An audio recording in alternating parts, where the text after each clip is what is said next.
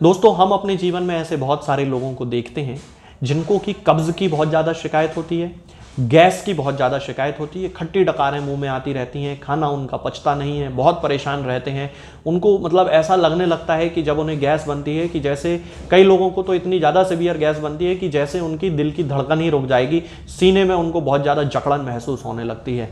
तब इस कंडीशन को हम बहुत सारी होम्योपैथी में ऐसी दवाएं उपलब्ध होती हैं जिनके उपयोग से इस तरह की कंडीशंस को हम पूरी तरह से ठीक कर सकते हैं। अपने जो पहले के वीडियोस मैंने गैस और अपच के लिए डाले हैं उनमें मैंने बहुत सारी दवाओं के बारे में बताया है जो सिम्टम्स के आधार पर जब हम मरीजों को देते हैं तो बहुत फ़ायदा करती हैं। आज मैं आपसे बात करूंगा कार्बोवेज के बारे में। कार्बोवेज होम्योपैथिक मेडिसिनल सिस्टम की एक बहुत शानदार मेडिसिन है जो कि गैस, कब्ज़, अपच इस तरह की कंडीशंस में बहुत हेल्प करती है और बहुत ही ब्रॉड स्पेक्ट्रम की मेडिसिन है। बहुत सारे इसके यूजेज हैं। जो लोग केवल इसे गैस की एक दवा समझते हैं ये उनकी गलती है। बहुत सारे लोगों में बहुत सारे सिम्टम्स कार्बोवेज से हम ठीक कर सकते हैं। तो आज इस वीडियो में मैं वो सारे सिम्टम आपको बताऊंगा जो कि हम कार्बोवेज से ठीक कर सकते हैं। तो चलिए दोस्तों शुरू करते हैं। जैसा कि मैंने अभी आपको थोड़ी देर पहले बताया था कि कार्बोवेज गैस की एक बहुत जबरदस्त मेडिसिन है, बहुत शानदार मेडिसिन है। इसके साथ साथ होम्योपैथी में लाइकोपोडियम और चाइना ऑफिसिनेलिस भी गैस की बहुत अच्छी मेडिसिन हैं जिनका की उपयोग सिम्टम्स से मैच करके किया जाता है। कार्बोवेज की जहां तक बात है, कार्बोवेज का जो पेशेंट होता है उसे पेट के ऊपरी हिस्से में यहाँ पे गैस बनने की बड़ी शिकायत होती है।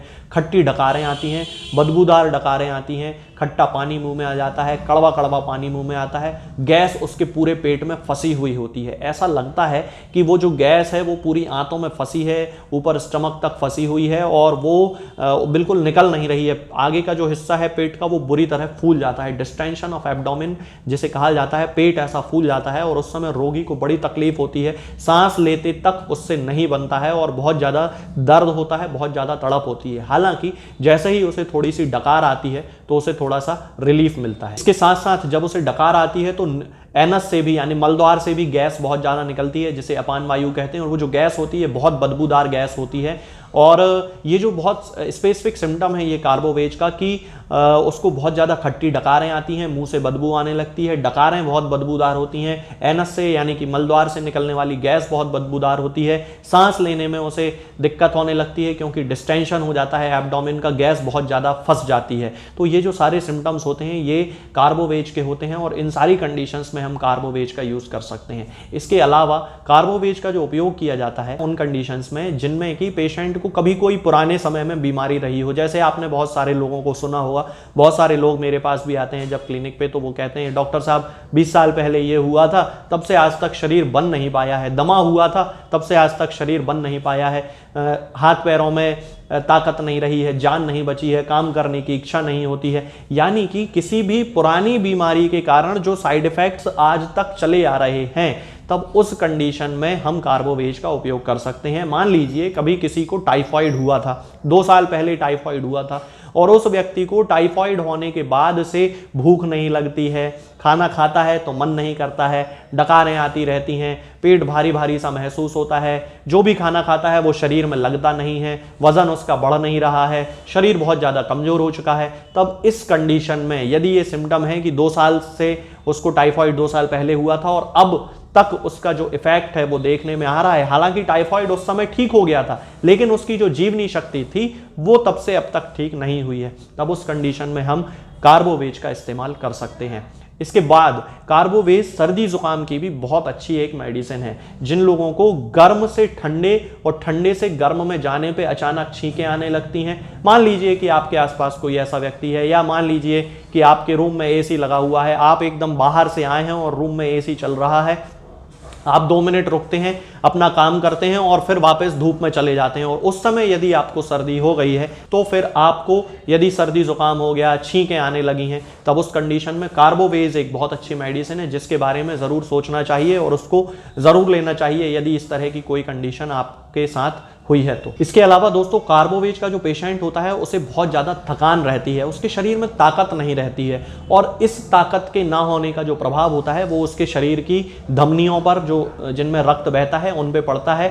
और जिन लोगों को गैंग्रीन की शिकायत होती है उन लोगों के लिए ये एक बहुत अच्छी मेडिसिन है, जहाँ पे ब्लड का सर्कुलेशन जो है वो कम हो जाता है। आपने ऐसे बहुत सारे लोगों के बारे में सुना होगा जो कि लेफ्ट साइड यदि हाथ रख के सो जाते हैं तो उनका लेफ्ट हाथ जो है वो सुन्न पड़ जाता है, क्योंकि उनके हाथ में जो सर्कुलेशन है वो सही नहीं रहता। और दाएं हाथ की तरफ यदि सो जाएंगे तो दायां हाथ सुन्न पड़ जाएगा, क्योंकि उसमें सर्कुलेशन होना बंद हो जाएगा।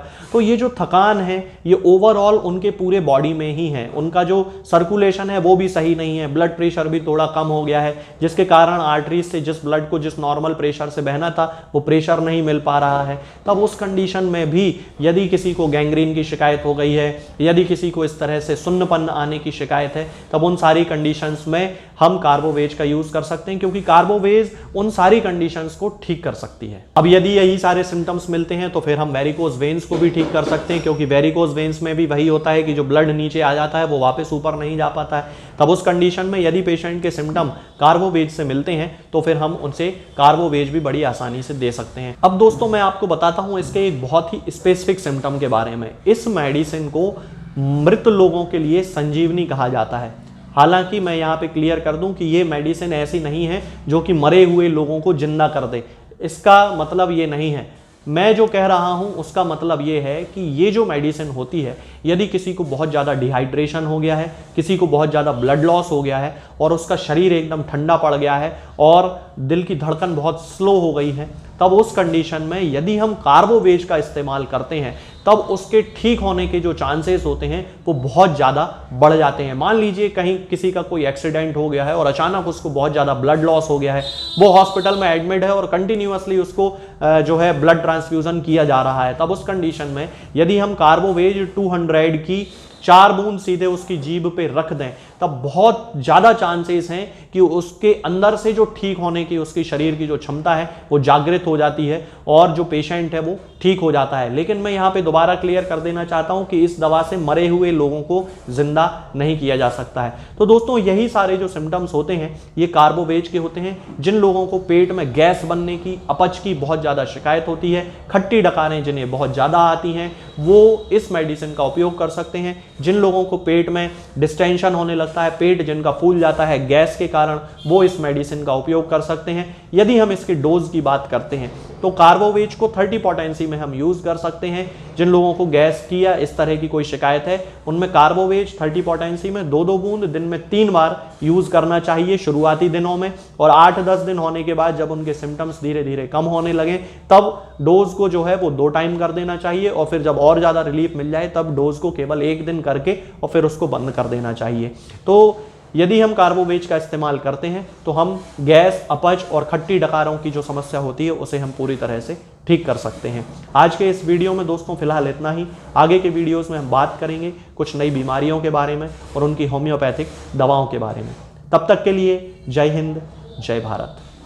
दोस्तों होम्योपैथिक दवाओं को खाने का सबसे अच्छा तरीका होता है कि हम हमेशा खाली पेट इन दवाओं को खाएं। जिन दवाओं को दिन में केवल 1 बार खाना है उन्हें सुबह खाली पेट खा लेना चाहिए, मुंह में अच्छे से कुल्ला करके, गार्गल्स करके मुंह को साफ कर लेना चाहिए, और उसके बाद हमें होम्योपैथिक दवाई खा लेना चाहिए।